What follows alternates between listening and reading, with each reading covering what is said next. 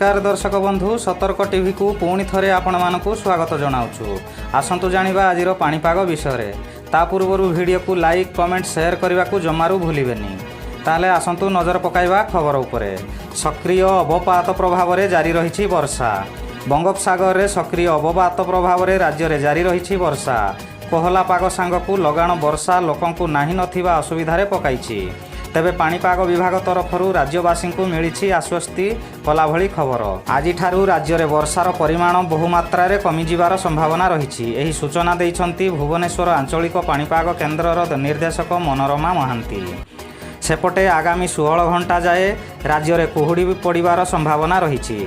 विशेषकर केन्दुझर झारसुगुड़ा कंधमाल कलाहांडी रायगड़ा और कोरापुट जिले में किछि स्थान में घन कुहुड़ी पड़ार संभावना रही। सेथिपाई एही जिलागुड़िक येलो वार्निंग जारी करा जायछि।